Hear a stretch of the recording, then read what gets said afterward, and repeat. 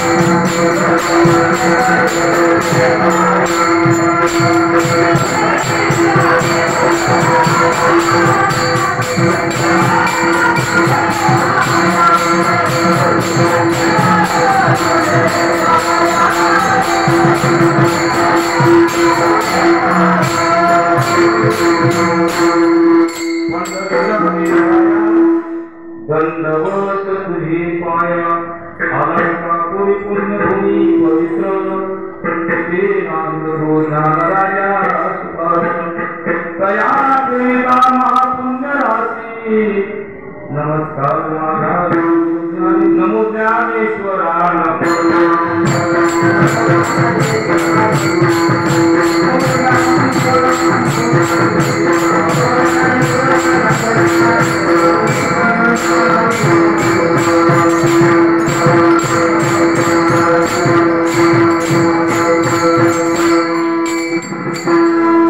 नमो ज्ञानेश्वरा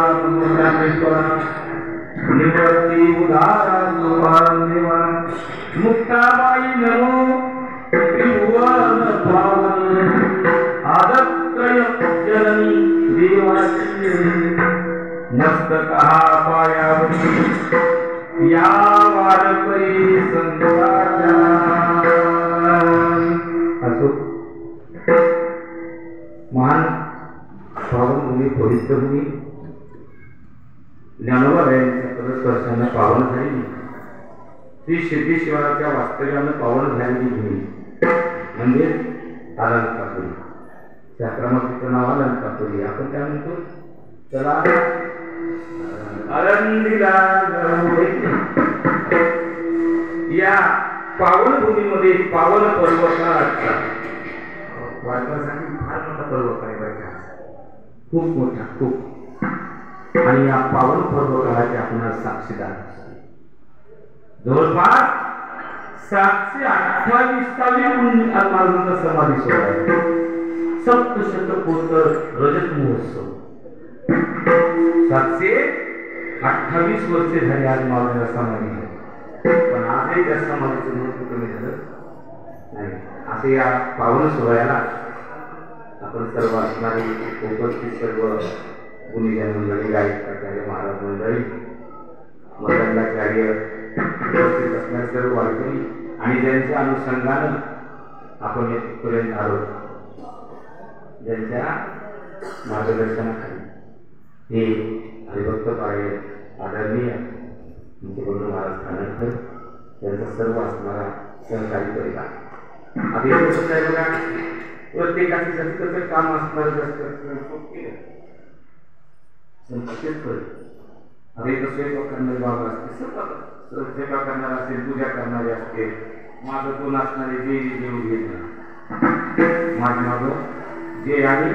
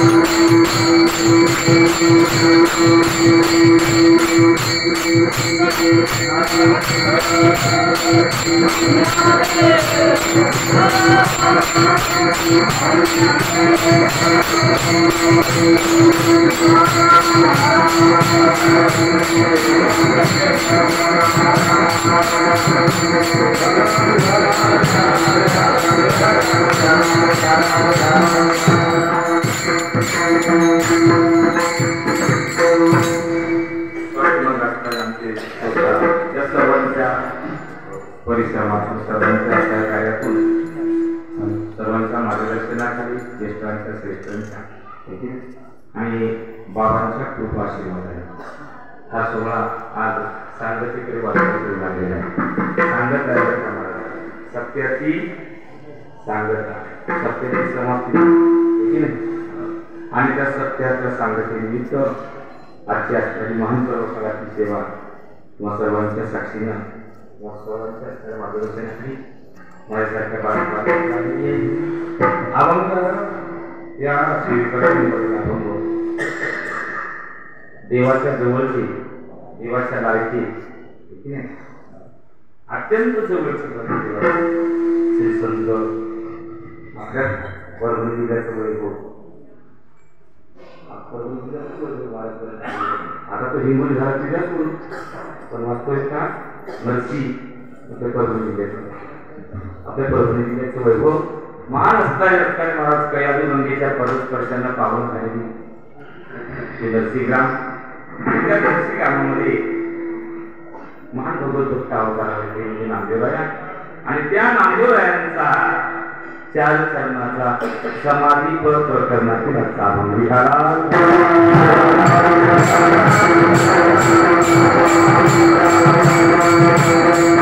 अभंगातील प्रतिपादी वस्तू असणारे महाराज वर्णन करतात की निवृत्तीने बाहेर आणि रे गोपाळा.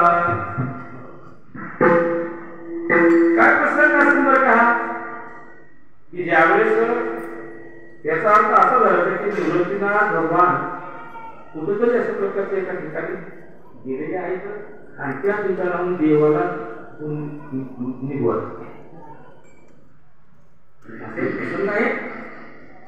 आणि मग आता हा जो प्रसंग वर्णन करत असताना हा प्रसंग म्हणजे या ठिकाणी सोहळ्याचा प्रसंग आहे. कारण ज्यावेळेस भगवान ज्ञानोबराया या पृथ्वीला अवतीर्ण झाले त्यावेळेस तो जो काळ होता हा दुःखाचा काळ. दुःखाचा म्हणजे अज्ञानाचा काळ होता. दुःखाचा म्हणजे अज्ञानाचा काळ. आणि अज्ञानाच्या काळामध्ये, दुःखाच्या काळामध्ये साक्षात भगवान विष्णू परमात्मानं या पृथ्वीला अवतीर्ण होता. एकट्याला अवतार घालता येत नव्हता म्हणून ब्रह्मदेवालाही बोलवलं.